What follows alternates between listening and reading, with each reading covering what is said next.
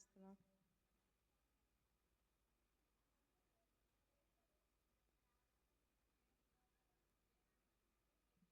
దేవుని నామానికి స్తోత్రాలు. కూడి వచ్చిన అందరికి కూడా ప్రభు పేట వందనాలు చెల్లిస్తున్నాం. మరి సమయంలో మన ఆరాధన క్రమాన్ని మరి ప్రారంభించుకోవడానికి గాను అందరూ తలలు వంచినట్లయితే ప్రార్థన చేద్దాం.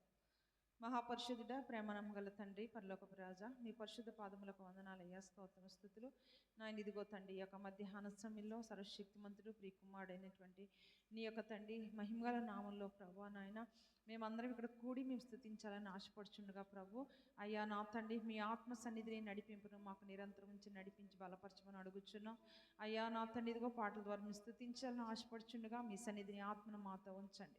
వచ్చిన ప్రతి బిడ్డను బట్టి మీ కృతజ్ఞతాస్తుతులు నాయన. రావాల్సిన బిడ్డలందరితోని మీరు మాట్లాడమని వేడుకుంటున్నాం ప్రభా. మీ దయను అనుగ్రహించి మీ కృపలో భద్రపరచమని, ఆత్మతోనూ సత్యంతో మిమ్మల్ని ఆరాధించడానికి ఆరాధన క్రమం అంతా కూడా నాయన మీకు మహిమార్థమే జరిగినట్లుగా మీరు అధిపతి గుండి నడిపించమని మమ్మల్ని మేము అప్పగించుకుంటూ సమర్పించుకుంటూ యేసే పరిశుద్ధ నామములో ఈ ప్రార్థన అడిగి వేడుకుంటున్నాం తండ్రి, ఆమేన్. పాటల ద్వారా దేవుని నామాన్ని స్తుతిద్దామండి. మొట్టమొదటి పాటగా దేవుని స్తుతించుడి, ఎల్లప్పుడూ దేవుని స్తుతించుడి అనే పాటను పాడుతూ ఆయన నామాన్ని గణపడతాం.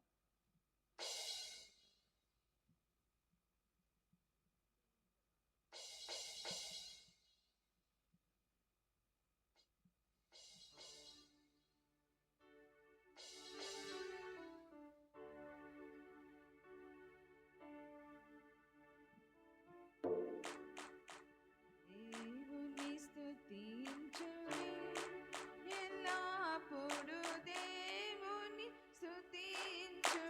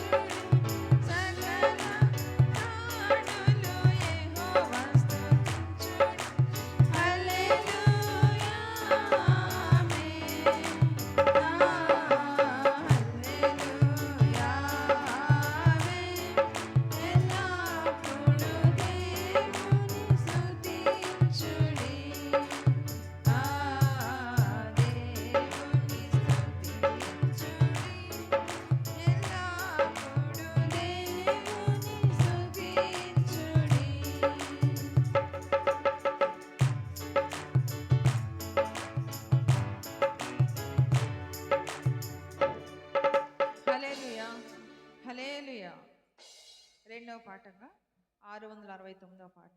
రండి యెహోవాను గూర్చి ఉత్సాహగానము చేసేదము.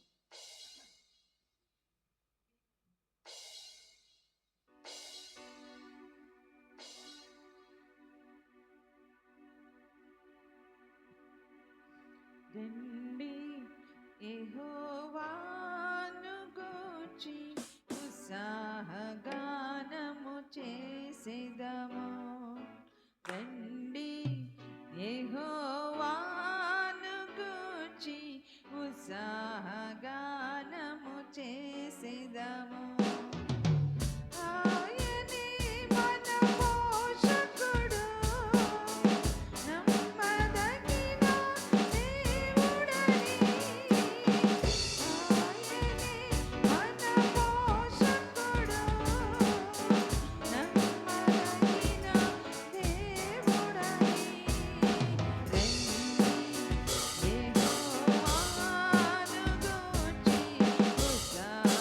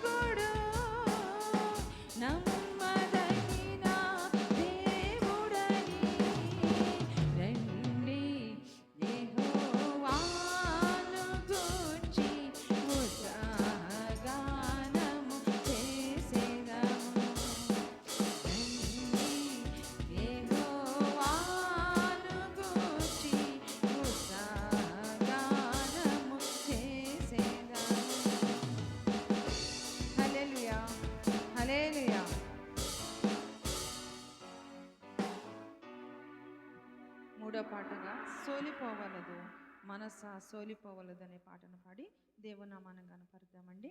672వ పాట సోలిపోవలదు.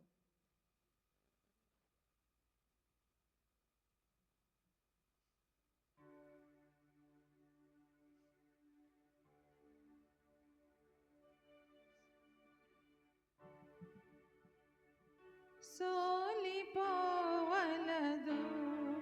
మనసా సోలిపోవలదు,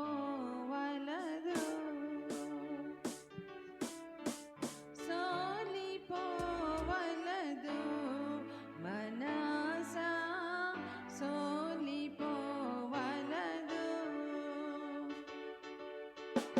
నినుగని పిలచిన దేవుడు మరచి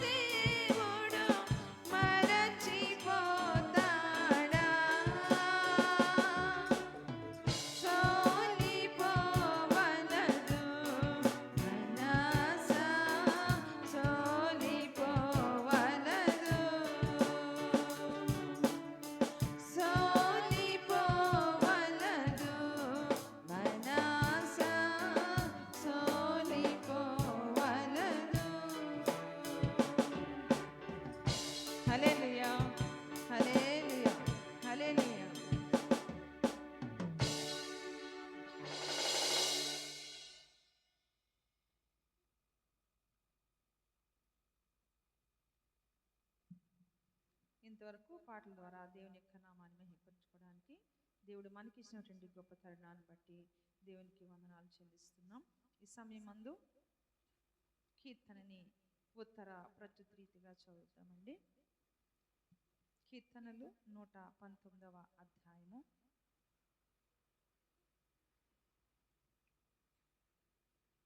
కీర్తనలు 119వ అధ్యాయము 169వ వచనం నుంచి 176వ వచనం వరకు ఉత్తర ప్రత్యుతిగా చదవలసిందిగా మన మధ్య ఉన్నటువంటి బ్రదర్ సామ్యుల్ గారిని ప్రభు పేరట ఆహ్వానిస్తున్నాము.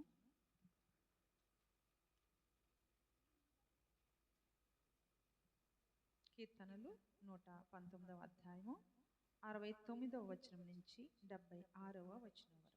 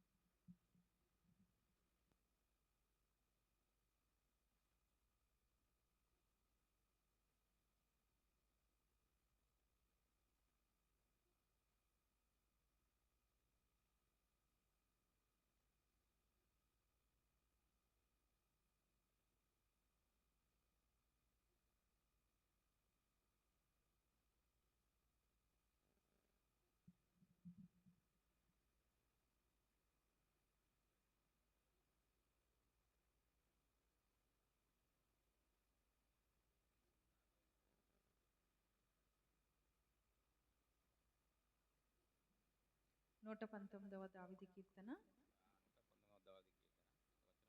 మీరు ఒక వచనం మేము చదువుతున్నాం. భూమి మీద ఉన్న భక్తిహీనులందరికీ నీవు ముష్టి వలె లయపరచుదువు.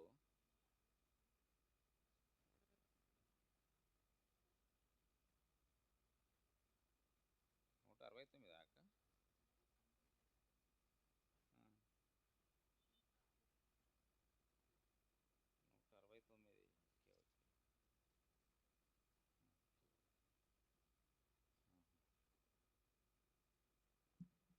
యెహోవా నా మొర్ర నీ సన్నిధికి వచ్చునుగాక, నీ మాట చొప్పున నాకు వివేకము నిమ్ము. నా విన్నపము నీ సన్నిధిని చేరనిమ్ము, నీవిచ్చిన మాట చొప్పున నన్ను విడిపింపుము.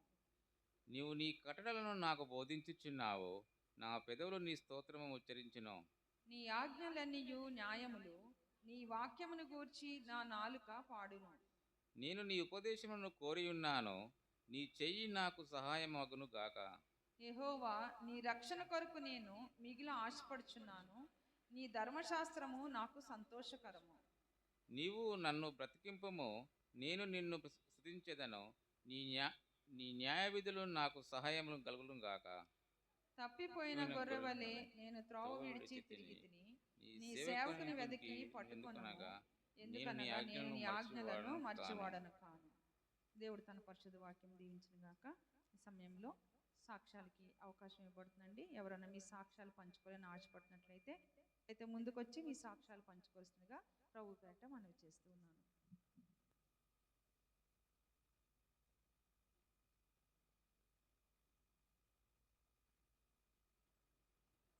స్తోత్రం. ఈ సమయం ఇచ్చినందుకు వందనాలు. నేను పోయిన వారము చర్చికి రాలేకపోయినా, జ్వరం వచ్చింది, కాలు చేతులు లేకపోయినా, చాలా ఇబ్బందులలో పడ్డాను. కానీ దేవుడా, మళ్ళీ వారమైనా నేను సన్నిధికి రావాలి, నా బిడ్డలు తీసుకుని అనుకున్నా. కానీ దేవుడు నాకు మంచి ఆరోగ్యం ఇచ్చిండు. మీ అందరూ నా కోసం ప్రార్థన చేయండి. ఈ చిన్న సాక్ష్యం దేవుడు దీవించును. ఆమేన్. హల్లెలూయా, హల్లెలూయా.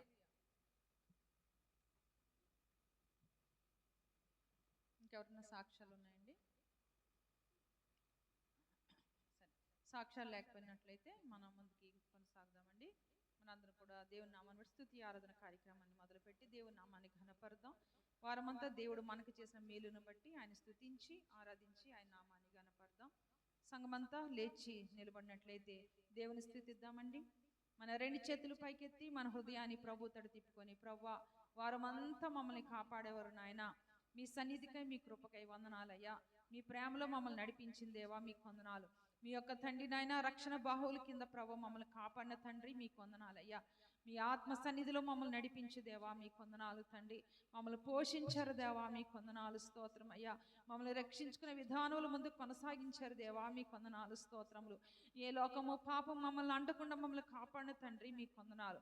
భయంకరమైనటువంటి ఎండల్లో ప్రవ్వా ఏ ఒక్క నా తండ్రి నష్టము కష్టము కలగకుండా ప్రవ్వా, ఎటువంటి అనారోగ్యానికి మేము తండ్రి లోను కాకుండా మమ్మల్ని కాపాడిన తండ్రి, మీకు స్తుతి అంటూ దేవునికి స్తుతి చెల్లిద్దామండి. మన బ్రతికిన్నది ఆయన నామానికి, ఆయనకి స్తుతి మహిమ ఘనత ప్రభావం చెల్లించుకోవడానికని దేవునికి స్తుతి చెల్లిద్దాం.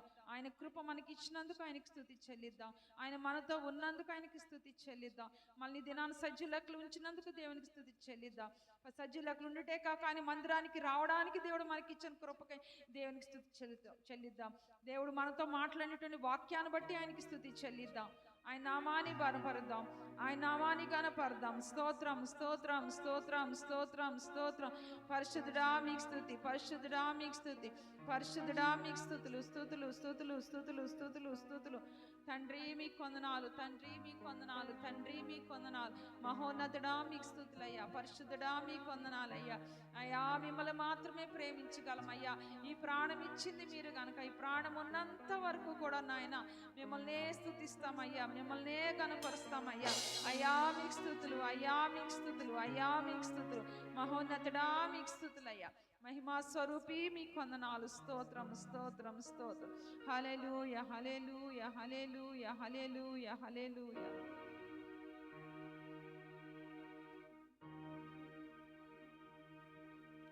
ప్రేమించేదా యేసు రాజా,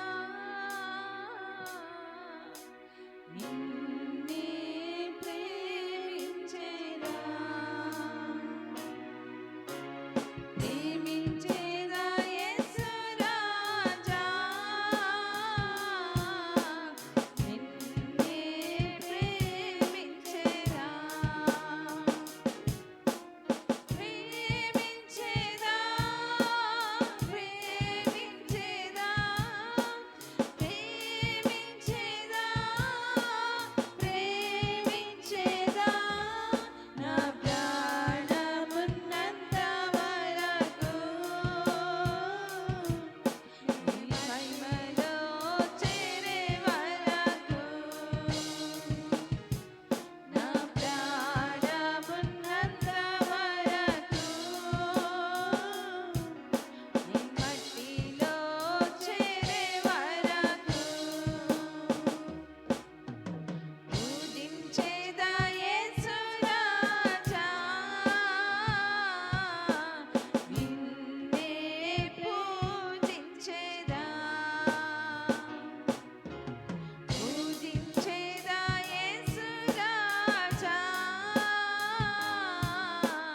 నిన్నే పూజించేదా.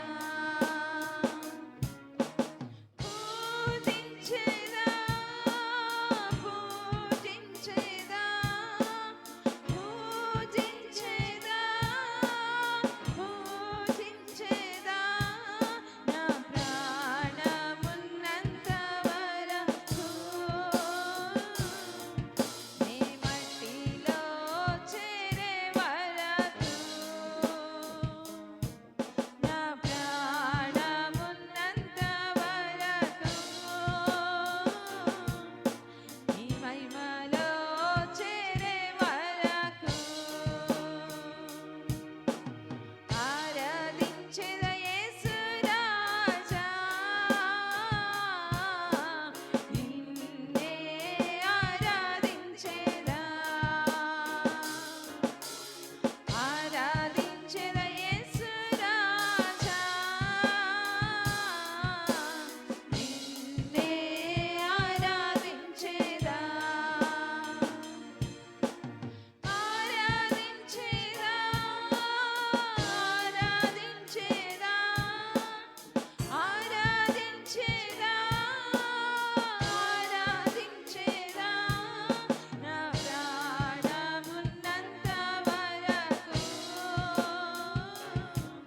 నీ మట్టిలో చేరే వరకు. నా ప్రాణమున్నంత వరకు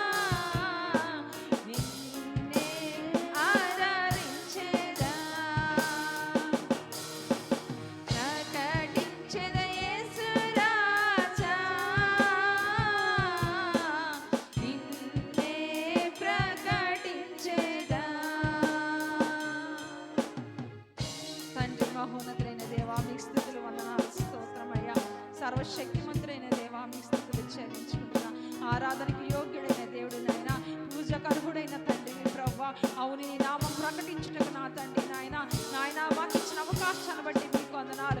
ఎంతగా నీ నామాన్ని ప్రకటించినప్పటికీ మీ రుణాన్ని మేము తీర్చుకోలేమయ్యా.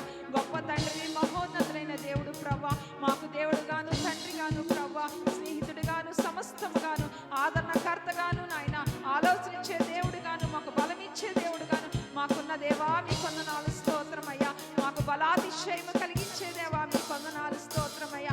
మమ్మల్ని ఆదరించే దేవా నీ కొందనాలు స్తోత్రమయ్యా. మాకు ధైర్యమును పుట్టించే దేవా మీ కొందనాలు స్తోత్రమయ్యా. ఈ లోకంలో మేము జీవించినంత కాలము నాయన, మా హృదయంలో ప్రవ్వా నాయన నీ నామాన్ని స్తుతిస్తూ కనపరచడానికి ప్రవ్వా, ఈ లోకంలో మేము బ్రతికి ఉన్నంత కాలము ప్రవ్వా మీ నామాన్ని ప్రకటిస్తూ మా బ్రతుకును కొనసాగించడానికి నువ్వు కృపాదీవుని ఎల్లప్పుడూ మాతో ఉంచమని అడుగుచున్నాం నాయన. ఇదిగో ఈ సమయంలో ప్రవ్వా నీ వాక్యమును నా తండ్రి నాయన వినుటకు ఆసక్తి కలిగి ఉండగా దివ్యమైన నీ వాక్కు ద్వారా మా అందరితో మాట్లాడండి. నీ కృపతో నడిపించమని ఘనమైన మీకు స్తుతులు చెల్లించుకుంటూ యేసు అత్యున్నతమైన నామంలో ఈ స్తుతి ఆరాధన సమర్పించుకుంటున్నాము తండ్రి. ఆమేన్, ఆమేన్, ఆమేన్. అందరూ దయచేసి కూర్చోండి.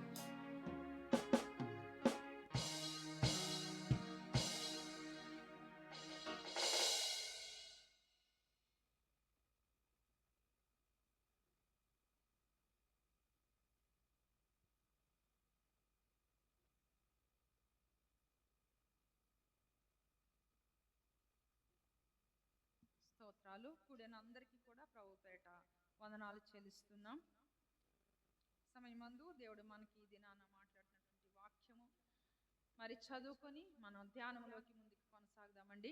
మొట్టమొదటిగా దానియేలు గ్రంథము 6వ అధ్యాయము 16వ వచనం నుంచి కొన్ని వచనాలు చదువుతాను. అందరూ దయచేసి పరిశుద్ధ గ్రంథములు తెరిచి దేవుని యొక్క వాక్యాన్ని చూద్దామండి. దానియేలు గ్రంథము 6వ అధ్యాయము 16వ వచనం. అంతటా రాజు ఆజ్ఞయగా బంట్రోతులు దానియేలును పట్టుకొని పోయి సింహముల గుహలో పడద్రోయిగా రాజు, నీవు అనుదినము తప్పక సేవించుచున్న నీ దేవుడే నిన్ను రక్షించునని దానియేలుతో చెప్పెను. మళ్ళా చదువుదామండి. అంతటా రాజు ఆజ్ఞ ఇయ్యగా బంట్రోతులు దానియేలును పట్టుకొని సింహముల గుహలో పడద్రోయిగా రాజు, అనుదినము తప్పక సేవించుచున్న నీ దేవుడే నిన్ను రక్షించునని దానియేలుతో చెప్పాను. ప్రార్థన చేసుకొని వాక్య ధ్యానంలోకి వెళదామండి. మహాపరిశుద్ధుడా, మహోన్నతుడా, ప్రేమ కలిగిన తండ్రి, కృప కలిగిన దేవా, మీ పవిత్ర పరిశుద్ధ పాదములకు లెక్కించలేని స్తోత్రములు స్తుతులు చెల్లించుకుంటున్నాం ప్రవ్వా. తండ్రి, ఈ మధ్యాహ్న సమయంలో దివ్యమైనటువంటి నీ వాక్కును ప్రవ్వా నాయన వినడానికి ఆసక్తికి వచ్చినటువంటి మమ్మల్ని అందరినీ జ్ఞాపకం చేసుకోండి నాయన. ప్రభు, ఇదిగో నీ నామాన్ని బట్టి నిలబడినటువంటి దీనురాల్ని నాయన దర్శించండి ప్రవ్వా. హృదయాంతరం ఎరిగిన దేవుడు అయ్యా, ప్రతి హృదయమును ప్రభా, ప్రతి ఆలోచన నాయన, ప్రతి తలంపుని ప్రభా మీ స్వాధీనంలోకి తీసుకోమని అడుగుచున్నాం. దివ్యమైన నీ వాక్కును మాకు దయచేయండి. ఈ పాత్ర ఒట్టి పాత్రగా నీ ఎదుటి నిలబడి ఉంది నాయన. ఈ పాత్రలో ప్రవ్వా నీ యొక్క తండ్రి పరిశుద్ధమైన ఆత్మీయ ఆహారాన్ని నాయన నింపమని అడుగుచున్నాం. నీ వాక్కుతో మాతో మాట్లాడండి ప్రవ్వా. మమ్మల్ని బలపరిచే శక్తినిచ్చే, సరిచేసే ఆజ్ఞనిచ్చేటువంటి నాయన దివ్యమైన నీ వాక్కును మాకు ఇచ్చి ప్రవ్వా నడిపించండి. నా సొంత మాటలు ఏమాత్రం ఇక్కడ మాట్లాడకుండా మీ యొక్క వాక్యం తెర మీ ఆత్మ చేత ప్రవ్వ నన్ను నింపి ప్రవ్వా నీ బోరగా నన్ను వాడుకోమని, నన్ను పూర్తిగా మరుగుపరిచి ప్రవ్వా మీ ఆత్మ సన్నిధిని పరిశుద్ధాత్మ కృపను కనిపింపచేయమని ఘనమైన మీకు స్తుతులు చెల్లించుకుంటూ నన్ను నేను మీకు అప్పగించుకుంటూ మీ నామాన్ని హెచ్చిస్తూ యేసే పరిశుద్ధ నామములో ఈ ప్రార్థన అడిగి వేడుకుంటున్నాం తండ్రి. ఆమేన్. ఇది నా వాక్య ధ్యానము. మనకి బాగా తెలుసు, సండే స్కూల్ పిల్లలకు కూడా చాలా బాగా తెలిసినటువంటి వాక్యము. మరి ఇక్కడ దానియేలు గ్రంథంలో మనం చూసినట్లయితే రాజు చేసినటువంటి పనిని మనకి ఇక్కడ అర్థమవుతుంది. రాజు చేసిన పని ఏంటంటే ఆజ్ఞ ఇచ్చాడట. ఏమి ఆజ్ఞ ఇచ్చాడు? ఈ దానియేలుని సింహాల బోనులోకి, గుహలోకి, బోను అంటే ఒకటే ఉండొచ్చేమో, సింహాల గుహలోకి తోసేమన్నాడు. తోసేమని మరలా అదే రాజు ఏం చెప్తున్నాడంటే, నీవు అనుదినము తప్పక సేవించుచున్న నీ దేవుడే నిన్ను రక్షించునని దానియేలుతో చెప్పాను. ఈ పరిస్థితి మనం చూసినట్లయితే ఈ దానియేలు గురించి బాగా తెలుసు మనకి. ఎందుకోసం ఆయన్ని అసలు ఈ సింహాల గుహలోకి తోసేశారు?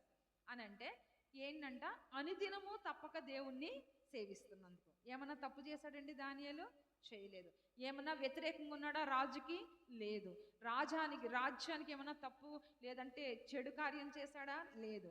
ఎంతో అత్యున్నతంగా తన వర్క్ను చేస్తూ ఆయన బానిస అయినప్పటికీ కూడా బానిస వలే కాక ఆ దేశంలో పుట్టి పెరిగినటువంటి వ్యక్తి వలె ఆ దేశానికి సమస్తమును న్యాయాన్ని సమకూర్చినటువంటి వ్యక్తి ఎవరండి? దానియేలు. జ్ఞానుల్లో ఒక గొప్ప జ్ఞానిగా ఉన్న వ్యక్తి ఎవరు? దానియేలు. అనేక దర్శనములు చూసి రాజుకు చెప్పి రాజును తప్పించినటువంటి వ్యక్తి, ప్రమాదం నుంచి తప్పించిన వ్యక్తి ఎవరు? దానియేలు. అలాంటి దానియేలు నీ రాజు ఏమంటున్నాడంట? ఆజ్ఞించాడట. ఏమని? సింహాల గుహలోకి తోసేమని. అతడు చేసిన తప్పు వాళ్ళ దృష్టిలో ఏమనంటే, అనుదినము అతడు ఏం చేస్తున్నాడట? దేవుణ్ణి తప్పక సేవిస్తున్నాడట. ఇటువంటి ఆజ్ఞ వచ్చిందని కూడా దానియేలుకి తెలుసు. ఏమని తెలుసు? ఏంటంట, కొన్ని దినాలు ఎవరిని పూజించాలంట? ఈ యొక్క రాజును తప్ప మరెవరిని కూడా సేవించొద్దు. సేవిస్తే మాత్రం ఏం చేయాలి? అతన్ని, అటువంటి వారిని తీసుకెళ్ళి ఏం చేయాలంట? సింహాల గుహలో వేసేయాలని ఒక శాసనం వచ్చిందంట. ఈ శాసనం వచ్చిందని దానియేలుకు తెలిసి కూడా ఏం చేస్తున్నాడటండి? అనుదినము తప్పక మరి ఆయన మేడగదిలోకి వెళ్ళి యెరూషలేము తట్టు, దేవాలయం తట్టు తన యొక్క కిటికీని తెరిచి ఆయన్ని బ్రతిమలాడుకొనుటయు, ఆయన్ని స్తుతించుటయు ఎవరు చూసారటండి? ఎవరైతే ఈ శాసనానికి కారణభూతులయ్యారో వాళ్ళందరూ చూశారు. ఒక విషయం ఇక్కడ మనకి ఇంతకుముందు కూడా నేను షేర్ చేసుకున్నాను ఈ మాట. ఈ శాసనము వచ్చిందని తెలుసు అంటే యాక్చువల్గా ఈ యొక్క దానియేలు ఎక్కడ వర్క్ చేస్తున్నాడు? రాజు ఆస్థానంలో చేస్తున్నాడు. రాజాస్థానంలో చేసినప్పుడు ఈ యొక్క శాసనాలు రాసినప్పుడు దానియేలు ఉన్నాడంటారా? లేడంటాడా? అక్కడే ఉంటాడు ఆయన కూడా.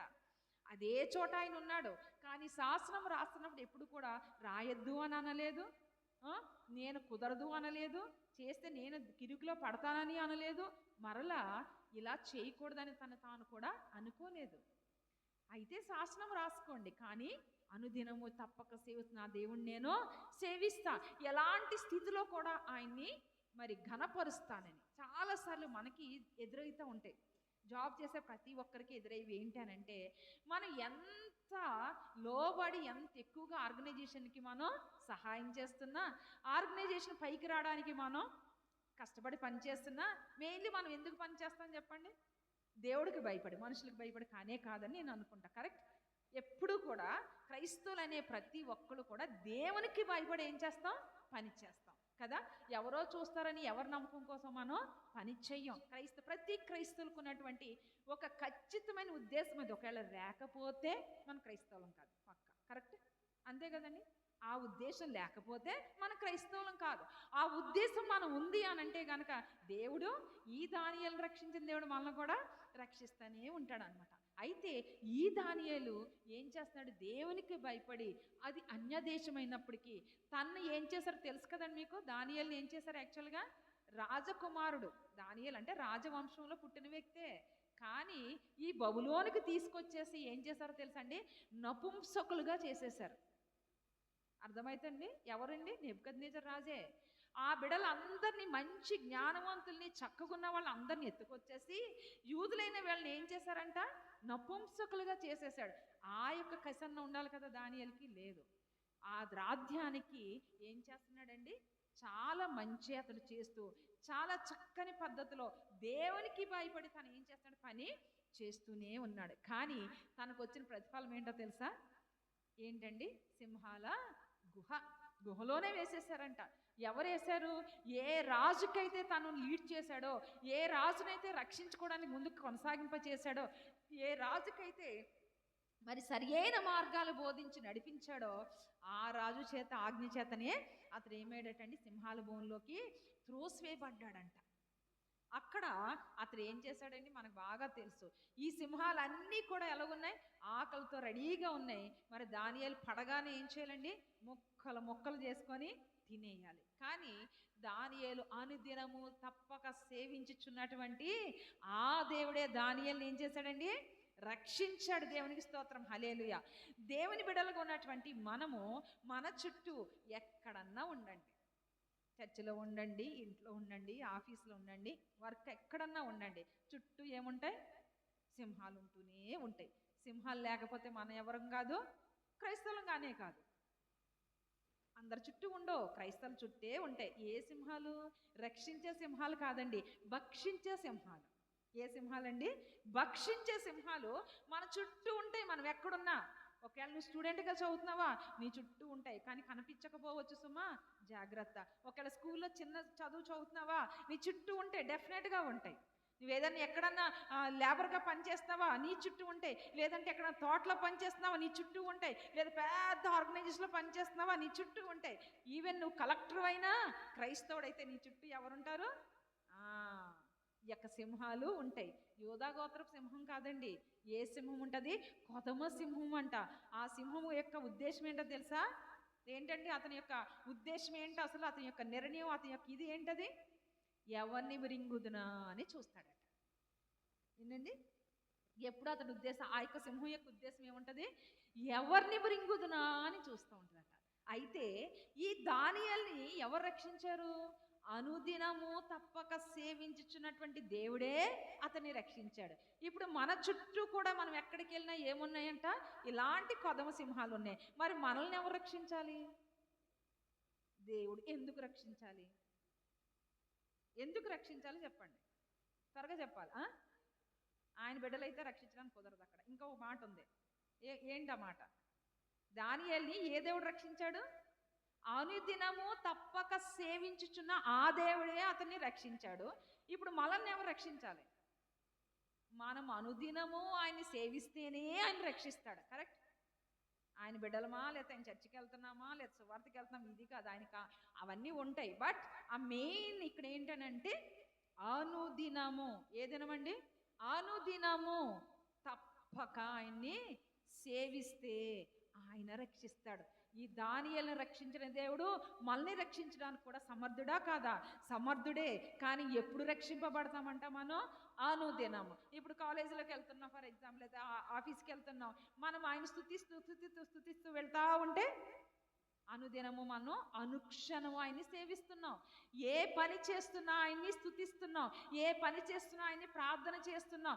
ఎలా ఉన్నా కూడా ఆయన స్తుతిస్తూ ఉన్నప్పుడు ఆయన ఏమని చెప్పొచ్చు? అప్పుడు అనుదినము మనం తప్పక సేవిస్తున్న దేవుడు. అప్పుడు ఆయన ఎవరంట? మనల్ని రక్షించేటువంటి దేవుడు. మనం ఏం చేస్తున్నాం? అనుదినము అనుదినము అనుదినము రక్షించే మనం ప్రార్థిస్తున్నప్పుడు ఆయన అనుదినము మనల్ని అనుదినం ప్రార్థన చేస్తే అనుదినము రక్షించుకుంటాడు. అనుక్షణము ప్రార్థన చేస్తే అనుక్షణము రక్షిస్తాడు. దేవునికి స్తోత్రం, హల్లెలూయా. ఆయన స్వార్థపరుడని అనుకోకండి. మరలా అనుదినము ఆయన ఏం కోరుకుంటున్నారు? మన దగ్గర నుంచి ప్రార్థన కోరుకుంటున్నారు, ఆయన్ని ఆశ్రయించాలని కోరుకుంటున్నారు, ఆయన్ని సేవించాలని కోరుకుంటున్నాడు దేవుడు. ఒక చిన్న విషయం చెప్తాను. మన చంటి బిడ్డ ఉందనుకుందాం, మన చుట్టూ తిరిగితే మనకి ఆనందం, పక్కల చుట్టూ తిరిగితే చిన్నగన్నా మనసు బాధ ఉంటుందా లేదా? ఎవరికన్నా బాధ ఉంటుంది. అవునా కదా?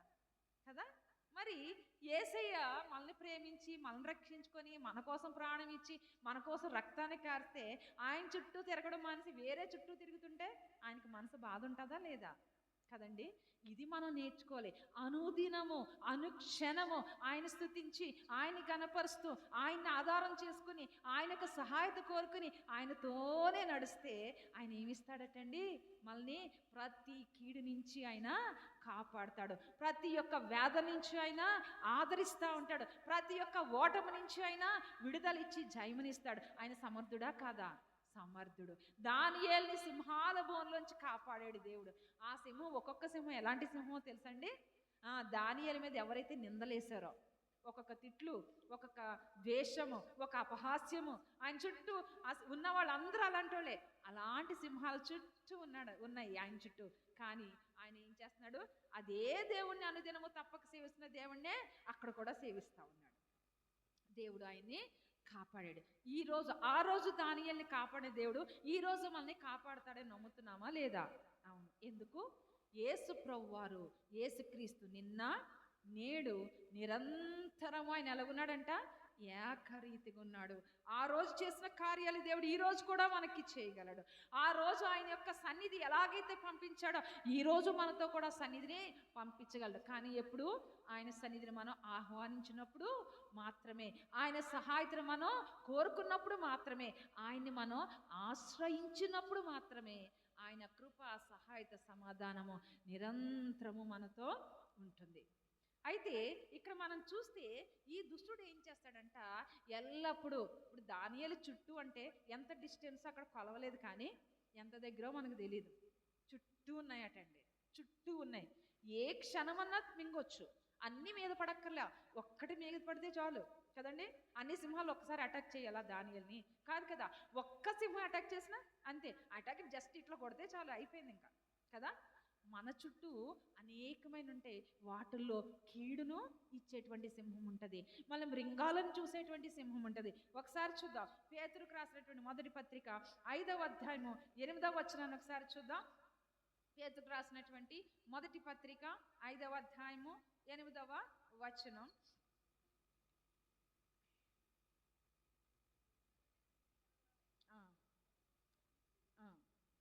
మీ విరోధి అయిన అపవాది గర్జించు సింహం వలె ఎవరిని మృంగుదునా అని వెదుగుచూ తిరుగుచున్నాడటండి. తిరుగుచున్నాడా? ఒక దిక్కునే ఉన్నాడా? తిరుగుతూ ఉన్నాడు. ఎవరి చుట్టూ తిరుగుతూ ఉంటాడు? క్రైస్తవుల చుట్టే తిరుగుతూ ఉంటాడు ఎప్పుడు కదా. ఎవరి చుట్టూ అండి? ఎవరిని పడగొట్టాలి? వాడి టార్గెట్ ఎవరంటే మనమే, దేవుని బిడ్డలమే. ఏం చేస్తున్నాడట? గర్జించు సింహం వలె తిరుగుతున్నాడంట. అండి, సింహం గర్జిస్తుంటే మనకి వినిపిస్తుందా? వినిపిదా? వినిపిస్తుంది. మనకి వినిపించి కూడా మనం నెమ్మదిగా నిద్రపోతూ ఉంటాం, అవునా కాదా? ఎందుకు? సింహం నిజంగా వచ్చి అక్కడ గర్జిస్తుంది అని అనుకోండి, ఎంత అలర్ట్గా ఉంటాం. ఎప్పుడు ఒక అడుగు తీస్తే ఎప్పుడు పారిపోదామా అని చూస్తాం. వీలుంటే పైనుంచి కిందకు దూకేస్తాం. ఎందుకు? మహా అంటే కాలు విరుగుతుంది, తర్వాత అన్నా సెట్ చేయించుకోవచ్చు రాడ్స్ వేసుకుని కదా. అయితే కానీ మొత్తం వాడికి ఆహారంగా సింహానికి వెళ్ళిపోదామని ఉంటామా? ఉండం. చాలా అలర్ట్గా ఉంటాం కదా. మరి ఈ కీడునిద్దామని ఇక్కడ ఏమంటున్నాడు చూడండి. వీడంట తిరుగుతూ ఉన్నాడంట, మరొక చోట కూడా తిరుగుతూ తిరుగుతూ దేవుడి దగ్గరికి వెళ్ళాడు. ఎవరండి? సాతాను. ఎక్కడ? యోబు దగ్గర. ఏం చేస్తున్నాడట? ఎక్కడి నుంచి వచ్చావు నువ్వు సాతాను అని అడిగితే దేవుడే అక్కడ దేవునికి ఏ సమాధానం చెప్తాడు? అలాగ భూమంతటా గాల్లో తిరుగుతూ తిరుగుతూ తిరుగుతూ తిరుగుతూ ఇలా వచ్చాను, సంచరించొచ్చు ఇట్లా వచ్చాను అంటాడు. అంటే సాతాను ఎప్పుడు ఒక దిక్కున ఉంటాడని మీరు అనుకుంటున్నారా? ఉండడు. ఎక్కడ ఛాన్స్ దొరుకుతుందో అని ఇటు అటు ఇటు అటు తిరుగుతూనే ఉంటాడంట. తిరుగుతూనే ఉంటాడు అంతా. అంటే 24/7 అంటాం చూసారా, అలాగా వర్క్ చేస్తూనే ఉంటాడు. నేను చాలాసార్లు చెప్పాను కదా, ఒక ఆమె సువార్త సేవ చేస్తూ నిరంతరము రేయింగి పగలు దేవుని సన్నిధి ఉంటూ దేవుని పనికే తిరుగుతూ పని చేస్తూ అనేక వేల మందిని రక్షించుకుంటే మీకు ఇన్స్పిరేషన్ ఎవరు అని అడిగారట ఇంటర్వ్యూలో. ఎవరని చెప్పిందంట? సాతానని చెప్పిందంట. ఎందుకు చెప్పింది? అదేంటి ఆశ్చర్యపోయారంట. ఇంత సేవకురాలు సాతాను ఇన్స్పిరేషన్ అంటది ఏంటని. ఎందుకంటే ఎక్కడ నిద్రపోకుండా కునుకక. ఎందుకు? మన దేవుడు ఎవరు? కునుకక నిద్రపోక మనల్ని కాపాడే దేవుడు. మరి సాతాను ఎలా నిద్రపోతాడండి? నిద్రపోడు కదా. వాడు కూడా ఏం చేస్తాడు? ఎప్పుడు కునుకక నిద్రపోక ఏం చేస్తాడ? గర్జించు సింహం వలె తిరుగుతూ ఉంటాడంట. సింహం మామూలుగా ఉన్నప్పుడు గర్జించదు, గుర్తుపెట్టుకున్నారో లేదో. మామూలుగా ఉన్నప్పుడు గర్జించదు సింహం, రెస్ట్లో ఉన్నప్పుడు గర్జించదు. ఎప్పుడైతే వేటకి వెళ్తుందో అప్పుడే గర్జిస్తుంది. వీడు ఎలా తిరుగుతున్నాడట? గర్జిస్తూ తిరుగుతూనే ఉన్నాడు. ఎప్పుడు ఎవరు దొరుకుతారా, ఎవరిని మృంగుదామా అని. అలాంటి గర్జించు సింహం వలె, కొదమ సింహం వలె తిరుగుతున్నటువంటి ఈ సాతాను చేతిలోంచి మనం తప్పింపబడాలంటే మనం ఎలా ఉండాలంటండి? నిబ్బరము కలిగి. ఏ బుద్ధి కలిగి ఉండాలని చూడండి. నిబ్బరమైన బుద్ధి కలిగి ఎలా ఉండాలటండి? మెలకువగా ఉండాలనేది దేవుని వాక్యము.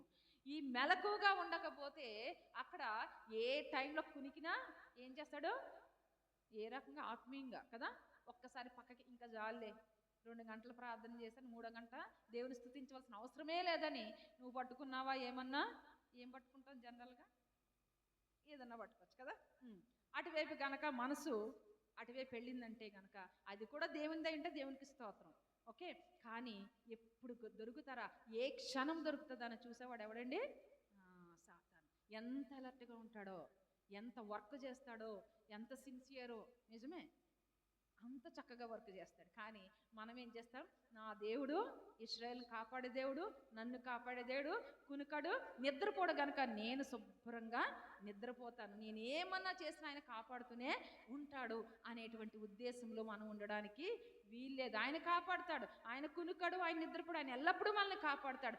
ఆ కాపుదలను పొందుకునేటువంటి యోగ్యత, అర్హతను కలిగి ఉండవలసినటువంటి బాధ్యత ఎవరి మీద ఉంది?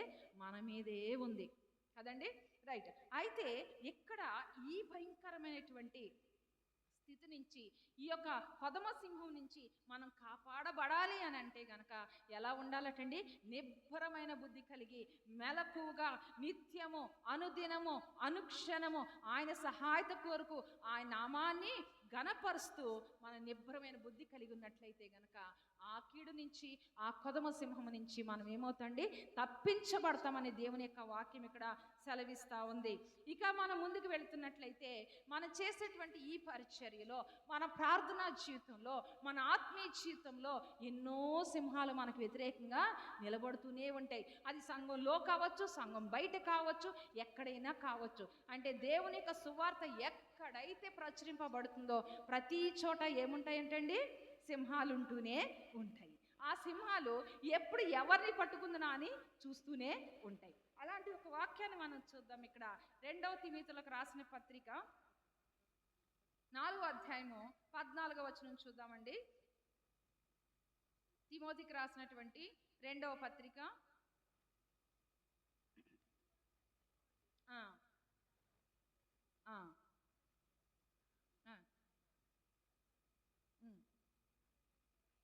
చదవండి ఇంకా.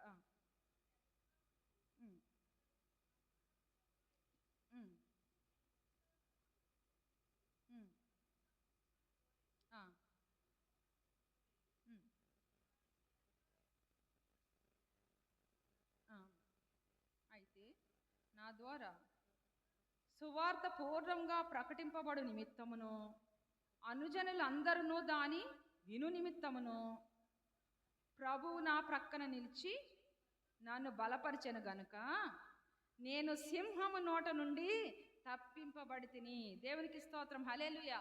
ఇక్కడ సువార్త సేవలో అనేకమైన పరిస్థితుల్లో దుష్టుడు ఏం చేస్తూ ఉంటాడనంటే, మరి వాడు కీడును కలిగిస్తూ ఉంటాడు. ఏం కలిగిస్తాడండి? కీడును కలిగించి, ఇక్కడ చూడండి, దేవుడు మన పక్షంన లేకపోతే ఇక్కడ ఎవరున్నారంట? ప్రభువు నా ప్రక్క నిలిచి నన్ను బలపరిచెను గనక నేను సింహము నోటి నుండి తప్పింపబడి తిని. పైన చదివిన వచనాలన్నీ ఏంటంటే ఈ సువార్త సేవకై, ఈ పౌలు గారు చేస్తున్నటువంటి సువార్త సేవకై అనేక మంది వచ్చి సింహాల వలె వ్యతిరేకించారంట. ఎలాగండి? సింహాల వలె వ్యతిరేకించారంట. అలాంటి వ్యతిరేకించిన వారందరూ కూడా ఆయన ఎదుట ఏం చేశారటండి? మరి ఆయన్ని భయంకరమైనటువంటి బాగా ఎదిరించి బాధ పెట్టి సువార్త ప్రకటించకుండా అడ్డుగా వచ్చేశారు. అయితే ఆయన ఒక మాట అంటున్నారు, అలాంటి వారందరినీ కూడా దేవుడు క్షమించుగాక అని చెబుతూ, దేవుడు నా పక్షమున నా ప్రక్కన నిలిచాడు గనక ఇలాంటి సింహాల నుంచి నేను తప్పింపబడితిని. దానియేలుకి తోడైన దేవుడు పౌలుకు కూడా తోడై ఉన్నాడు. పౌలుకు తోడై ఉన్న దేవుడు అక్కడ పేతురుకు కూడా తోడై ఉన్నాడు. ఉండి ఆయన కాపాడుతూనే ఉన్నారు. ఎందుకో తెలుసా? మనం లిస్ట్ అవుట్ చేసిన వీళ్ళందరూ కూడా ఎవరండి? అనుదినము, అనుక్షణము తప్పక ఆయనను సేవించుచున్నవారు గనుక వీరందరూ కూడా వ్యతిరేకుల మధ్యలోంచి కూడా రక్షింపబడ్డారని దేవుని యొక్క వాక్యము మనకి ఇక్కడ కనిపిస్తూ ఉంది. కొన్ని సింహాలు ఎలా వస్తాయనంటే బొబ్బరించు సింహాల వల్ల వస్తాయటండి. గర్జించు సింహం వల్లే వస్తుంది, కొద సింహం వల్లే వస్తూ ఉంటుంది, బొబ్బరించు సింహం వల్లే వస్తుంది, ఇటు అటు తిరుగుతూ కూడా వస్తూనే ఉంటుంది. ఇవన్నీ ఎవరి లక్షణాలండి? సాతాను యొక్క లక్షణాలు. సాతాను యొక్క లక్షణాలు. ఇక్కడ మన సామెతల గ్రంథంలో చూస్తే గనక మరొక సింహం ఉంది, చూద్దామండి. సామెతల గ్రంథం 28వ అధ్యాయము 15వ వచనాన్ని మనం చూస్తే, సామెతల గ్రంథము 28వ అధ్యాయము 15వ వచనం. బొబ్బరించు సింహమును తిరుగులాడు ఎలుగుబంటియు దరిద్రులైన జనుల నేలు దుష్టుడును సమానములు. ఇక్కడ చూడండి, ఇక్కడ మనం చూస్తే గనక బొబ్బరించు సింహము, తిరుగులాడు ఎలుగుబంటి అంట. ఒక సింహమే మన వల్ల కావట్లేదంటే మళ్ళీ కూడా ఎవరటండి, ఇంకొక ఎలుగుబంటి అంట. అయితే ఈ బొబ్బరించు సింహము, ఎలుగుబంటి వంటి జీవితాలు, అంటే అలాంటి సాతాను యొక్క ఉద్దేశాలు ఎల్లప్పుడూ ఎలా ఉంటాయంట, మన చుట్టూ తిరుగుతూనే ఉంటాయంట. ఇలాంటి పరిస్థితిలో దైవజనైనటువంటి మరి దేవుడు ఏర్పరచుకున్నటువంటి దేవుని హృదయానుసారుడైనటువంటి మరి దావీదు రక్షింపబడ్డాడు, దాన్ని జయించగలిగాడు. దావీదు ఏమైందంటండి, ఈ సింహము, బొబ్బరించి సింహం అతని మీదకి వచ్చిందంట, ఎలుగుబంటియు అతని మీదకి వచ్చిందంట. మనకు కావాలంటే చూడొచ్చు, మొదటి సమూయేలు గ్రంథం 17వ అధ్యాయము 34వ వచనం మనం చూసినట్లయితే, దావీదు కాస్తున్నటువంటి గొర్రెల మీదకి ఎవరు వచ్చారటండి, సింహము ఎలుగుబంటియు వచ్చింది. కానీ వాటి నోట నుంచి ఎవరు రక్షించారండి, దావీదు తన గొర్రె పిల్లల్ని రక్షించుకున్నాడు. మన దేవుడు కూడా ఎవరైతే ఆయన స్వరాన్ని వింటారో, యోహాను సువార్త 10వ అధ్యాయంలో ఆయన స్వరం విని, ఆయన మాట విని ఆయనకి లోబడే ఆయన గొర్రె పిల్లల్ని ఏం చేస్తాడంటే ఆయన నిత్యము కాపాడి వాళ్ళ కొరకు ఏం పెడతాడంట, ప్రాణము పెడతాడట. దేవునికి స్తోత్రం. అదే విధంగా ఇక్కడ చూస్తే బొబ్బరించే సింహము, ఈ యొక్క ఎలుగుబంటి వచ్చినప్పటికీ కూడా దావీదు ఏం చేశాడండి, తన యొక్క గొర్రెల కొరకు ప్రాణం పెడదామని ఎగిరెగిరి వెళ్ళి వాటి మీద పడి వాటిని చీల్చేశాడు. దావీదు మనుష్యుడు, చిన్నపిల్లవాడు అప్పటికి ఇంకా కదండి, ఒక టీనేజ్ ఉన్నటువంటి వ్యక్తి. అలాంటి వాడే మరి సింహానికి, ఎలుగుబంటికి ఎదురెళ్ళి వాటిని చీల్చి తన కాపాడుతున్నటువంటి, లేదా వాడు ఏమంటారు దాన్ని, కావలి కాస్తున్నటువంటి ఆ యొక్క గొర్రెపిల్లని కాపాడుకున్నాడు. సర్వశక్తిమంతుడైన దేవుడు మరి సాతాను బొబ్బరించు సింహంలే వచ్చినా, ఎలుగుబంటి రూపంలో వచ్చినా మనల్ని కాపాడడానికి ఆయన సమర్థుడు. ఒకటి ఏంటండి, ఆయన స్వరాన్ని విని ఆయనకి లోబడిన దినాన్న ఆయన మనల్ని ఏం చేస్తాడు, కాపాడతాడు. ఆయన మనల్ని రక్షిస్తాడని దేవుని యొక్క వాక్యం ఇక్కడ సెలవిస్తూ ఉంది.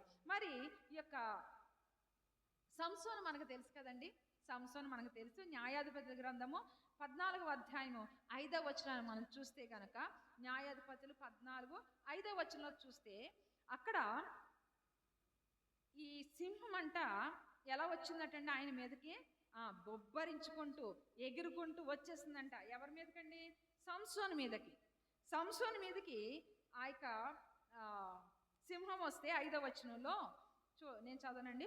అప్పుడు సంసోను తన తల్లిదండ్రులతో కూడా తిమ్నాతునకు పోయి తిమ్నాతు ద్రాక్ష తోట వరకు వచ్చినప్పుడు కొదమ సింహం అతని ఎదుటికి ఎలా వచ్చిందంట, బొబ్బరించుచూ వచ్చేసిందంట.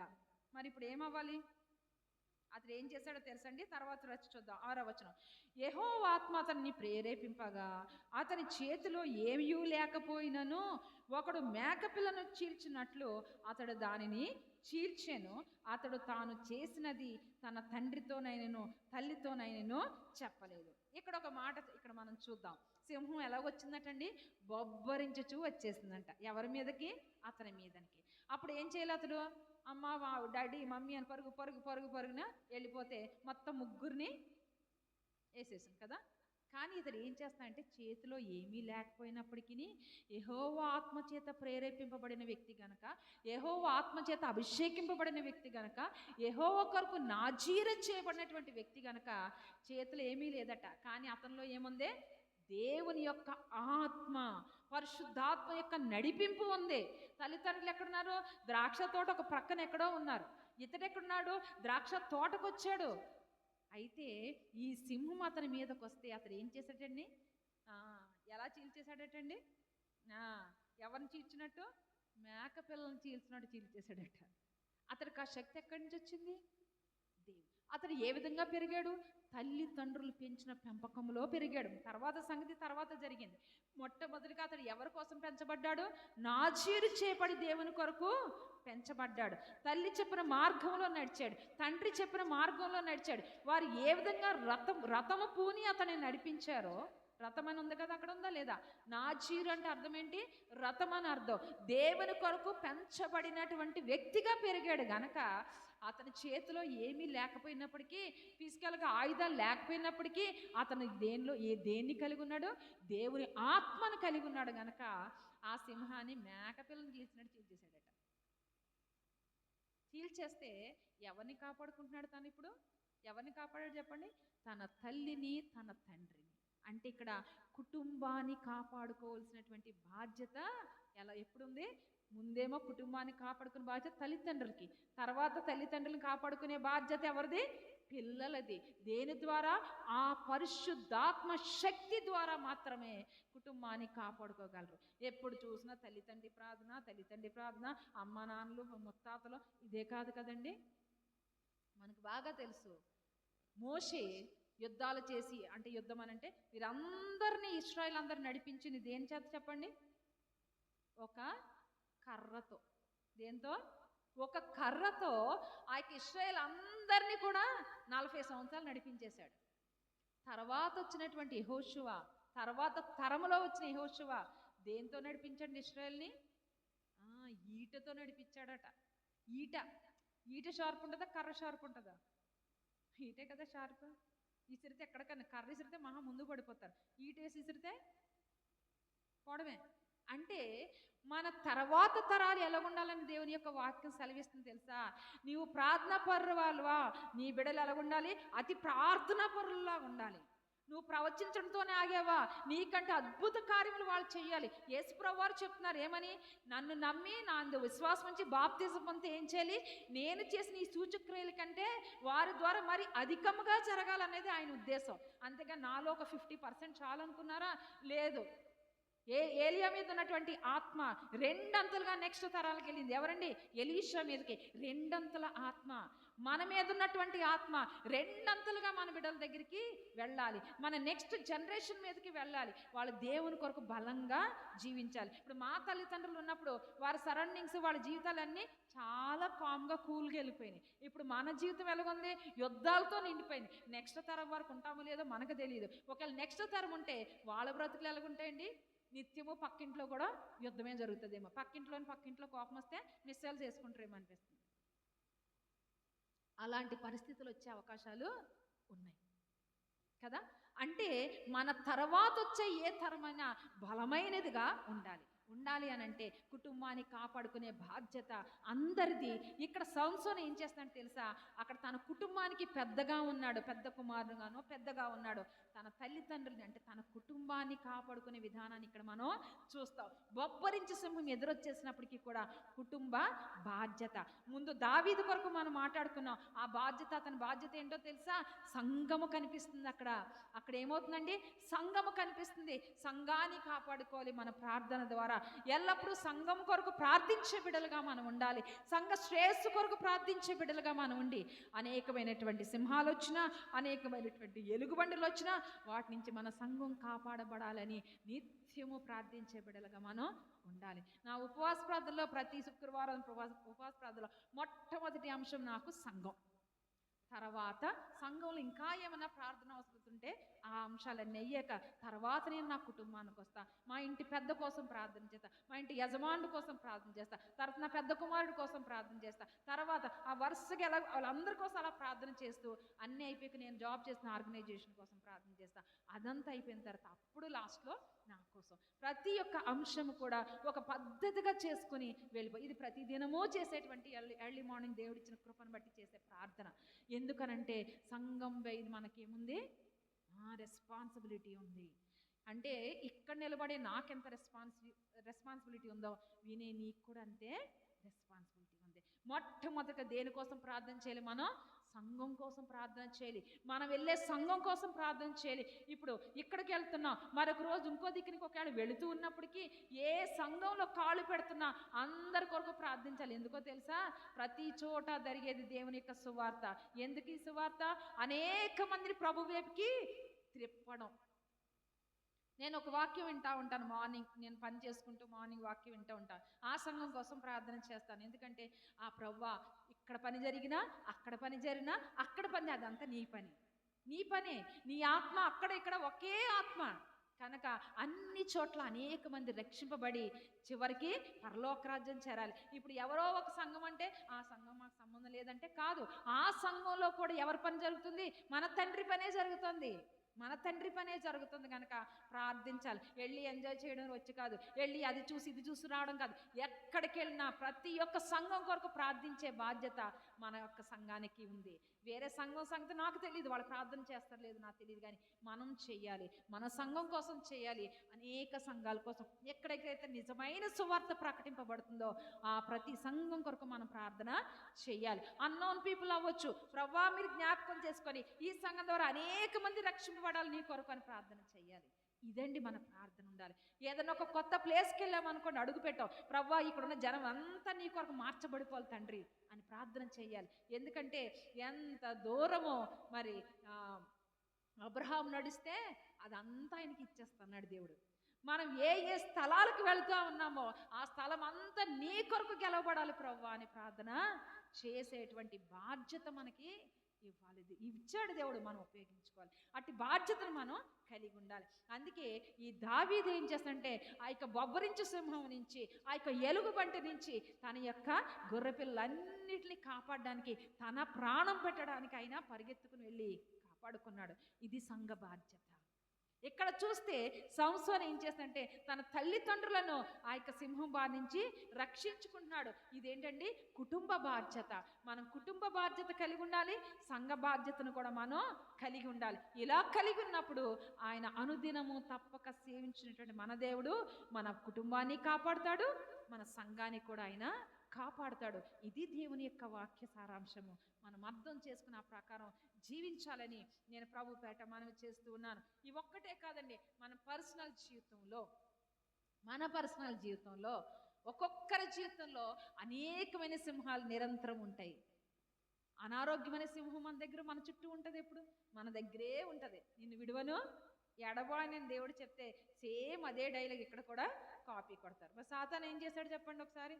యేసుప్రభు వారు ఉపవాసం ఉంటే 40 దినాలు ఏమన్నారు? నువ్వు నాకు మొక్కితే నీకు ఈ లోకం అంతా ఇచ్చేస్తాను. ఎవరి డైలాగ్ అది? యాక్చువల్గా దేవుని డైలాగ్. నువ్వు నన్ను మాత్రమే మొక్కి, నీ దేవుడని యెహోవాను మాత్రమే మొక్కి ఆయన మాత్రమే స్తుతించాలి. మళ్ళీ అంటాడు ఏమని? ఈ రొట్టెనన్య ఏమని, ఇంకా అంతకంటే చక్కని మాట ఉంటుంది. ఏమనంటే వాక్యంలో ఏముంది? తన బిడ్డలు పైనుంచి పడిపోతే వాళ్ళ కాళ్ళ కింద ఏమైతే దేవదూతలు వచ్చి వాళ్ళ కాలికి రాయి దెబ్బ తగలకుండా కాపాడుతుంది కదా, నువ్వు దూకే చూద్దాం, నిన్ను కాపాడుతారు అంటే వాడికి అన్నీ తెలుసు కదండి, అన్నీ తెలుసు. ఇదే చెప్తాడు ఇక్కడ కూడా, ఎప్పుడు కూడా నిన్ను విడిచిపెట్టను అన్నట్టుగా అనారోగ్యం మనకు రెడీగా ఉంటుంది. ఒక సింహం వలె మనతో ఉన్నప్పుడు దానిని కూడా తప్పించగలిగే దేవుడు ఎవరండి? మన యేసయ్య, మన పరమ తండ్రి అనే దేవుడు. రాబోచున్నటువంటి యోధా గోత్రపు సింహము రాబోతూ ఉన్నాడు. ఆయన ముందు ఇలాంటి ఈ గర్జించే సింహాలు, కొదమ సింహాలు ఇవన్నీ కూడా ఏం చేస్తాయండి? తోక ముడుచుకొని వెనక్కి వెళ్ళిపోతాయి. ఆయన ముందు ఎందుకు పని చెయ్యవు? అనారోగ్యం అనేటువంటి సింహం ఉంటే యోబు ఏం చేశాడండి? జయించడా లేదా? యోబుది ఒక అనారోగ్యం అండి పాపం, ఒక పరిస్థితి, ఒక నష్టమా? మొత్తం గుంపులుగా ఒక గుంపు సింహాలు వచ్చి ఆయన మీద పడిపోయినాయి. కరెక్టా కదా? గుంపే కదా. అనారోగ్యం వచ్చేసింది, ఆర్థిక పరిస్థితి బాధ పోయింది, మరి తన బిడ్డలు పోయారు, తన ఆస్తి పోయింది, తన భార్య కూడా దూషించేసింది. అన్ని సింహాలు ఒక్కసారి అటాక్ చేసినాయి ఆయన్ని. కానీ ఆయనకు తెలుసు ఏమని? నేను సేవించిన దేవుడు ఎవరు? సజీవుడనియు, ఆయన మహిమలో నేను ఆయన్ని కలుసుకుంటాను, ఆయన చూస్తాననియు ఆయనకు తెలుసు. అందుకనే ప్రభువా నీకు వందనాలు, నువ్వు ఇచ్చావు, నీ తీసుకున్నా నీకు వందనాలు అన్నాడు. మళ్ళీ అన్ని డబుల్ మెజర్లో ఆయనకి వచ్చేసింది. యోబుని రక్షించిన దేవుడు ఈరోజు మనల్ని రక్షించగలడు. ఆయన శిష్యులు ఎన్నో శ్రమలు పడ్డారు. ఒక సింహం అండి శిష్యుల చుట్టూ ఒక్క శ్రమ అండి కాదు, ఎన్నో రకాలైన శ్రమలు. మీరు పౌలు గారిని తీసుకోండి, ఆయనకి ఎలాంటి శ్రమ? కళ్ళు జబ్బులనే ఒక శ్రమ. ఇక్కడ ఇందాక చదివాం కదా, అందరూ వ్యతిరేకులంట, ఆయనకి బెత్తాలతో కొట్టారంట, జైల్లో వేశారంట, బొండలు బిగించారు, ఎన్నో రకాలైనటువంటి శ్రమలు, చివరికి చంపేశారు కూడా. దాంతోపాటు ఆయన పరిస్థితి ఏంటి? అనారోగ్య పరిస్థితి. మరి పౌలు గారిని ఒకసారి మనం చూస్తే, ఆయన సౌలుగా ఉన్నప్పుడు ఆయన స్టేటస్ ఏంటండి? చాలా రిచ్ పర్సన్, చాలా జ్ఞానవంతుడు. గమాలీల పాదాల దగ్గర ఏం చేశాడట? ధర్మశాస్త్రాన్ని వలివేశాడట ఆయన. అంత జ్ఞానవంతుడు వీధుల మధ్యలో నిలబడి యేసు ప్రభువే నిజమైన దేవుడని చెప్పడానికి ఎంత తగ్గించుకోవాలండి? ఆయన దగ్గర ధర్మశాస్త్రం నేర్చుకున్న వాళ్ళు అందరూ ఏమంటారో, ఆయన దగ్గరికి వచ్చి అప్పు అడిగిన వాళ్ళు అందరూ ఏమనుకుంటారో, ఆయన దగ్గరికి వచ్చి అన్ని సహాయం కోరుకున్న వాళ్ళు ఏమంటారో అనే ఆలోచన ఉండాలి కదా. అలాంటి ఆలోచన ఆయనకి లేదు. ఆయన శ్రమలే నాకు కిరీటం అనుకున్నాడు.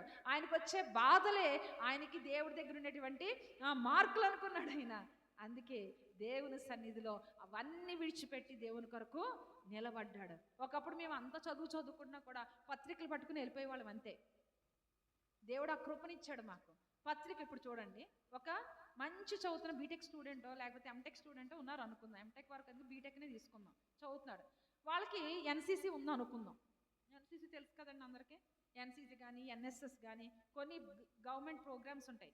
వాటిలో లేదా స్కౌట్ అండ్ గైడ్స్ కానీ ఇవన్నీ చేస్తే వాళ్ళకి ఒక సర్టిఫికెట్ ఇస్తే రేపొద్దుటి వాళ్ళు రిజర్వేషన్ ఉంటుంది అనమాట. వాళ్ళ జాబ్స్లో కానీ చదువుల్లో కానీ రిజర్వేషన్స్ ఉంటాయి. మరి ఈ ఎన్సీసీ ఒకవేళ బీటెక్, ఒక మంచి బీటెక్ పర్సన్కి college first BTech person NCC చేస్తున్నాడు అనుకుందాం. వాడు ఏం చేస్తాడు, రోడ్డు మీద తుక్కెత్తామని ఎత్తాలా తెలుసా. శవాలు పడిపోయి ఏదన్నా ఫ్లడ్స్ వస్తే ఆ శవాలను ఎత్తుకుని వెయ్యాలా. అబ్బబ్బబ్బా నేను బీటెక్ స్టూడెంట్, నేను చెయ్యను, నా బ్యాక్గ్రౌండ్ ఇంత అంటే కుదరదు. వాడు చేసే డ్యూటీ, వాడికి ఉన్నటువంటి ఆ సర్టిఫికేట్ ఏంటి, ఎన్సీసీ తగ్గించాలంతే. మరి ఎంత గొప్పవాళ్ళమని మనం చెప్పుకుంటున్నాం కదా. మనకి ఎన్సీసీ కంటే గొప్ప సర్టిఫికేట్ రావాలంటే, పరలోకం వెళ్ళాలంటే, మనకు రిజర్వేషన్ కావాలంటే ఏం చేయాలి, ఎక్కడ తగ్గించుకుని దేవుని కొరకు పని చెయ్యాలి. మేము ఎన్ఎస్ఎస్లో ఉన్నప్పుడు అలాగే చేసేవాళ్ళం. రోడ్డు మీద తుక్కెత్తాలా, ఎత్తేవాళ్ళం, చేసేవాళ్ళం, అవన్నీ చేసేవాళ్ళం. ఏదైనా హాస్పిటల్కి తీసుకెళ్తే అక్కడ పనులు చెయ్యాలా, అవన్నీ చేసిన ఒక సర్టిఫికేట్ ఇస్తారట. అంతే మరి. ఇప్పుడు రాబీ ఉన్నాడు, స్కౌట్స్ అండ్ గైడ్లో చేస్తారు. రేపు పొద్దుట ఎక్కడ తీసుకెళ్ళిన రాబట్టు చిన్నోడు వెళ్ళవలసిందే, ఏ పనైనా చేయవలసిందే. ఏదన్నా ఒక అవసరం వస్తే, ఒకవేళ ఏదైనా యుద్ధం జరిగితే, ఆ యుద్ధంలో ఎవరన్నా గాయపడితే వీళ్ళనే తోస్తారు అందరినీ. మిలిటరీ ఫస్ట్, ఆ తర్వాత నుంచి ఈ ఎన్సీసీ వాళ్ళు, నెక్స్ట్ ఎన్ఎస్ఎస్ వాళ్ళు, తర్వాత ఈ స్కౌట్స్ వాళ్ళు వీళ్ళనే తోస్తారు పని చేయించడానికి, శవాలను ఎత్తడానికి, శిథిలాలు తీయడానికి, ఇవన్నిటికీ చెయ్యాలి. నేను ఇంత అంటే కుదరదు. మరి దేవుని పెట్టుకున్నట్టు మనం వీటికి తగ్గించుకుంటామే. ఎందుకంటే గ్రేట్, మళ్ళీ ఆ డ్రెస్ వేసుకుని ఆ క్యాప్ పెట్టుకుని నేను ఎన్సీసీ కానీ ఎన్సీసీ వాళ్ళు ఈ పని చేస్తున్నామని. మరి దేవుని పెట్టావు కదా, నీవు అలంకరింపబడ్డావు కదా ఆయన పరిశుద్ధ అలంకారాలతో. మరి ఈరోజు నీ పని చేయడానికి, దేవుని పని చేయడానికి, దేవుని కొరకు చెప్పడానికి నిలబడగలవా? నిలబడలేకపోతున్నాం. అదేదో డిగ్రేడ్ చేసినట్టు అనిపిస్తున్నాం, అదేదో తక్కువ అని అనుకుంటున్నాం. కానీ దేవుని బిడ్డలుకున్నటువంటి మనము, ఆ యొక్క పౌలు గారు అట్లా అనుకోలేదు. ఆయన అది తక్కువ అని అనుకోలేదు. ఆయన రోడ్ల మీద నిలబడ్డాడు, దేవుని సువార్త చేశాడు. యెరూషలేం దేవాలయం దగ్గర నిలబడ్డాడు, దేవుని సేవ చేశాడు. ఆయన అందరూ అప్పుడు అలా చేసి మనుషుల్ని హింసించి యేసు ప్రభువే దేవుడు అన్న వాళ్ళందరినీ చంపిన వ్యక్తి ఇతడు కాదా అని అనుకుంటున్నారు. అయినా కూడా ఏ తక్కువ లేదు. నేను దేవుని బిడ్డని, దేవుని కృప నాకు నిండుగా ఎల్లప్పుడూ తోడుంటది, ఆయన కొరకు చనిపోవడానికి కూడా నేను సిద్ధమని అతడు నిర్ణయించుకున్నాడు. బ్రతుకుట క్రీస్తే, చావైతే లాభమని నిర్ణయం తీసుకున్నటువంటి వ్యక్తి ఎవరండి? ఈ యొక్క పౌలు. దేవుని కొరకు నిలబడేటువంటి శక్తి దేవుడిస్తాడు. ఎలాంటి పరిస్థితులు, అవమానాలు వచ్చినా, ఇతనికి ఎన్నో అవమానాలు వచ్చి సింహాల వల్ల అతని చుట్టుముట్టిని, ఆయన దేవుని కొరకు నిలబడ్డాడు. దేవుని బిడ్డలు ఉన్నటువంటి మనము, మన జీవితాలు ఎన్నో రకాలైనటువంటి ఇబ్బందులు, ఎన్నో రకాలైన అవమానాలు, ఎన్నో రకాలైనటువంటి వ్యాధులు, బాధలు, ముఖ్యంగా బాగా పడగొట్టి హింసించి లేదంటే కృంగ తీసేసేది మానసికంగా ఏంటండి, ఆర్థిక ఇబ్బందులు కదా. ఇవన్నీ ఉన్నప్పటికీ కూడా ఆయన కొరకు నిలబడినప్పుడే సింహాల్ని జయించి దానియేలు ఎలాగైతే ఆయన కొరకు నిలబడి ఆయన్ని సేవించాడో అట్టి కృప దేవుడు మనకు కూడా అనుగ్రహిస్తారు. దేని గురించి చింతపడకుడు కానీ ప్రార్థన, విజ్ఞాపన. మనం అలాగ హాయిగుండి అన్నీ ఆయనే చూసుకుని వదలడం కూడా తప్పు. ప్రార్థన చేయాలి. అంటే ఇవ్వమని ప్రార్థన చేయక్కర్లా. ప్రభువా నీకు వందనాలు, నీ చిత్తమైతే నడిపించు, నేను మాత్రం నీలోంచి తప్పివ్వకుండా కాపాడు, ఏ క్షణము కూడా తారిపోకుండా కాపాడు, అనుదినము నిన్ను సేవించే కృప నాకు దయచేయి, అనుక్షణము నిన్ను సేవించే కృప నాకు దయచేయి, అనుక్షణము నీ మీద ఆధారపడి బతికే కృప నాకు ఇవ్వని ప్రార్థన అయితే చెయ్యాలండి. కొంతమంది అంటారు ఏంటంటే అడుగుతాను ఇస్తాడు దేవుడు, అడగకుండా కూడా ఇస్తాడు. కరెక్టే, దేవుని స్తోత్రం. అందుకు స్తుతి చెల్లించు, నిరంతరము స్తుతి చెల్లించు ఆయనకి. నీ మనసు నిరంతరం ఆయనకిచ్చి స్తుతి స్తోత్రమే చెప్పు, వేరే ఆలోచన పెట్టుకోకు. అది కూడా దేవునికి స్తోత్రం కదా. దేవుడు విడిచిపెడతాడండి? నిరంతరం ఆయన చుట్టూ, ఆయన కాళ్ళ చుట్టూ ఆయన చేపట్టుకుని తిరిగితే ఆయన విడిచిపెట్టే దేవుడు కానే కాదని దేవుని యొక్క వాక్యం ఇక్కడ సెలవిస్తూ ఉంది.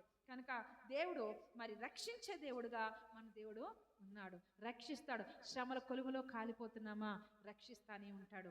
ఆయన కృప, ఆయన ఆత్మ మనతోంటే షడ్రక్ మేషక్ అబేద్నెగోల గురించి మనకు తెలుసు. ఏం చేస్తారు? డైరెక్ట్గా తీసుకెళ్ళి అగ్నిలో పాడేశారట. కోపంతో పాడేసే ముందు ఏమంటున్నారు వాళ్ళు? రాజా, నీవు అగ్నిలో కాదు ఏం చేసినా కూడా మేము కాలిపోయినా పర్వాలేదు, కాలిపోకుండా కాపాడడం మా దేవుడు సమర్థుడు. కాకపోయినా మేము కాలిపోయినా మాకేం నష్టం లేదు, ఎందుకు చనిపోయినా మేము ఆయన దగ్గరికే వెళ్తామని అంటే ఈ రాజుకి ఇంకా కోపం వచ్చేసి 7 అంతలు చేసేసాడు అగ్ని. ఆ అగ్నిని 7 అంతలు చేసేవాళ్ళు చచ్చిపోయారట. ఆ యొక్క వేడికి వీళ్ళని తోసిన వ్యక్తులకి మంటలు అంటుకుపోయినాయి అంట.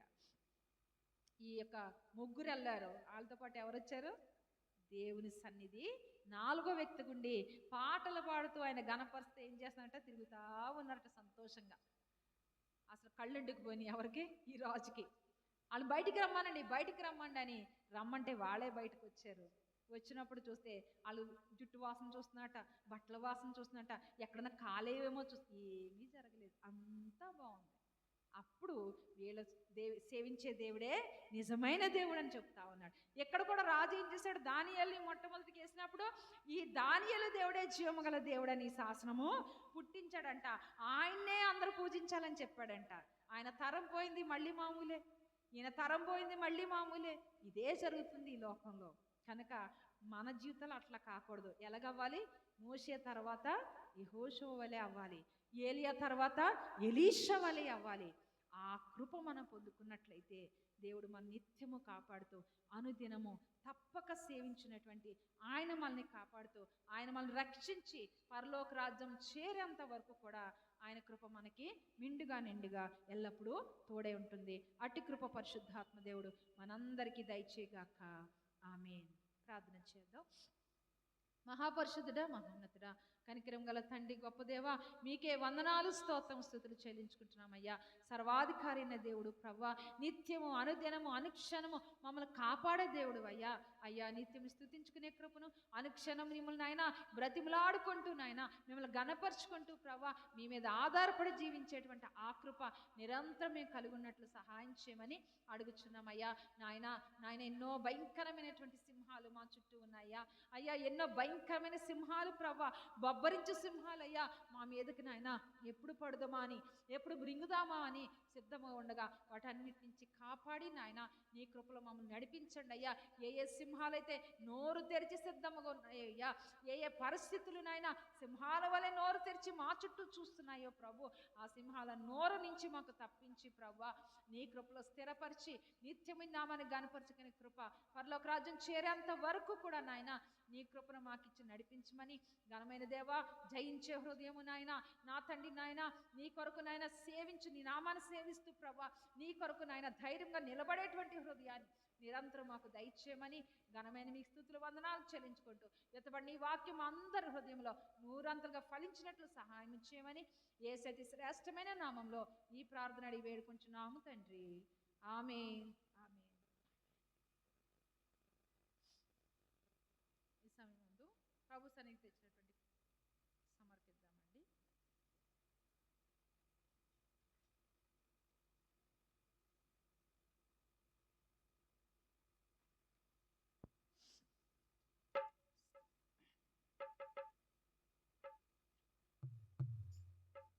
కానుకలు సమర్పించుకుంటుండగా సమర్పించుము నీ జీవితము ప్రభు పనికే నీవని పాఠం పాడదాం.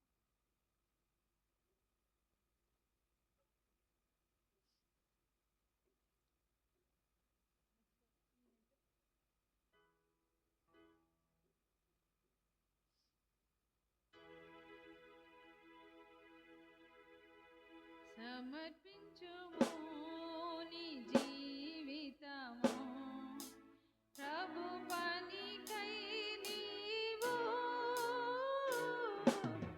సమర్పించుము నీ జీవితము ప్రభు మహిమకు నీవు. సమర్పించుము నీ జీవితము ప్రభు పనికై నీవు.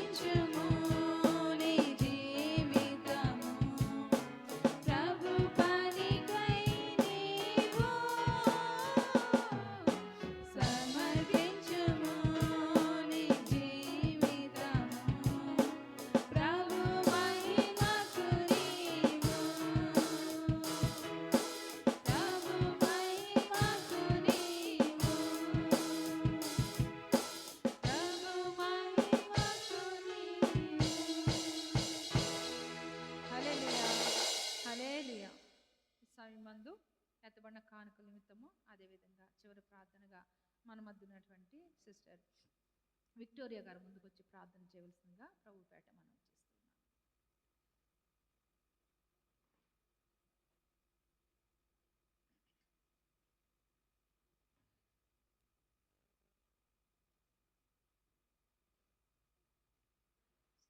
స్తోత్రం ప్రభా, కృపా కనికరం గల దేవానికి వందనాలు, స్తోత్రం చెల్లిస్తున్నాం ప్రభా. అయ్యా, గడిచిన వారం నుంచి ఈ వారం అంతా ప్రభా మమ్మల్ని అందరినీ మీ సజీవ లెక్కలో ఉంచినందుకు నీకు లెక్కలేని స్థుతులు స్తోత్రములు ప్రభా. నిజమే తండ్రి, నాయన క్రైస్తవులైన మేము నా తండ్రి నాయన అనుదినము అనుక్షణము నిన్ను సేవించేవారని నువ్వు కాపాడుతానని చెప్పినావు తండ్రి. నిజమే తండ్రి, ఎన్నో సింహాలు మా చుట్టూరా ఉంటున్నాయి కదా తండ్రి, వాటిని అన్ని తట్టుకునే శక్తిని బలాన్ని నీ ఆత్మని మా చుట్టూరా ఉంచమని అడుగుతున్నాం తండ్రి. అయ్యా, ఎవరైతే నా తండ్రి విడవబడకుండా నా తండ్రి త్రోసివేయబడకుండా ప్రభా అనుదినం నిన్ను సేవించే బిడ్డలుగా మేముండులాగా నీ జ్ఞానము, నీ శక్తిని, నీ బలాన్ని, నీ ఆత్మని మా పైన ఉంచమని అడుగుతున్నాం తండ్రి. అయా, ఆత్మీయ తల్లిదండ్రులు కూడా నీ ఆత్మని, నీ శక్తిని ఏడింతల ఆత్మ చేత వారిని నింపమని అడుగుతున్నాం. వారికి బలాన్ని, శక్తిని దయచేయండి. వారికి ఇరుకులు, ఇబ్బందులు ఏసునామములు ఇప్పుడు తొలగిపోను కాక తండ్రి. నీకు స్తోత్రం చెల్లిస్తున్నాం ప్రభా. అయా, ఈ నా తండ్రి నా సంఘాన్ని, ముఖ్యంగా సంఘాన్ని ఎత్తి పట్టమని అడుగుతున్నాం తండ్రి. సంఘంలో ఏ కుటుంబానికి ఏ బలహీనత ఉందో, ఏ సమస్య ఉందో, ఏ బాధ ఉందో కానీ తండ్రి మేమైతే తెలుసుకోలేం కానీ సమస్తం ఎరిగిన దేవుడు కాబట్టి తండ్రి, సమస్తము వారి వారి కుటుంబంలో ఏ బాధలు ఉన్నాయో, ఏ సమస్యలను ఏసునామములు ఇప్పుడే తీరును కాక నా తండ్రి. అయా, నువ్వు గొప్ప అద్భుత కార్యాలు దయచేసిన దేవుడు తండ్రి. అయా, సాక్ష్యాలు చెప్పిన బిడ్డలు కూడా మీరు దీవించండి, ఆశించండి. ఏ బిడ్డ ఏ విషయం అయితే సాక్ష్యం చెప్పిందో ప్రభా అవన్నీ నెరవేర్టకు సహాయం దయచేయమని అడుగుతున్నాం తండ్రి. అయా, ఎత్తబడిన కానుకల విషయంలో నీ సేవ నిమిత్తం వాడబడడానికి సహాయం దయచేయమని అడుగుతున్నాం తండ్రి. అయా, విద్యార్థుల పట్ల నువ్వు కృప చూపించిన విధాన్ని బట్టి నీకు వందనాలు తండ్రి. అయా, మా కుటుంబం పట్ల చూపించిన కృపను బట్టి కూడా నీకు వందనాలు, స్తోత్రం చెల్లిస్తున్నాం ప్రభా. ఇంకను నా తండ్రి నిజమైన సేవ సంఘాలకు ఎక్కడెక్కడ జరుగుతుందో అదంతా నా తండ్రి నువ్వు అక్కడ నీ ఆత్మ చేత నడిపించబడడానికి సహాయం దయచేయమని, నువ్వు నిరంతరం నువ్వు ఉండే దేవుడు కాబట్టి ఇవే ప్రార్థన కొద్ది ప్రార్థన క్షమించమని నీ పాదాల చేర్చుకోమని యేసునామములో అడుగుచున్నాను తండ్రి. ఆమేన్. పరలోకమందున మా తండ్రి, మీ నామం పరిశుద్ధపరచబడును గాక, మీ రాజ్యం వచ్చును గాక, మీ చిత్తం పరలోకమందు నెరవేర్చినట్టు భూమి యందును నెరవేరును గాక. మన దినాహారం నేడు మాకు దయచేయము, మళ్ళీ అపరాధం చేసిన వారికి క్షమించిన ప్రకారం అపరాధములు క్షమించము, మమ్మ శోధనలోకి తేకాదృష్టి తప్పించము. రాజ్యము, బలము, శక్తి, మహిమ నిరంతరము నీవై ఉన్నావు తండ్రి. ఆమేన్.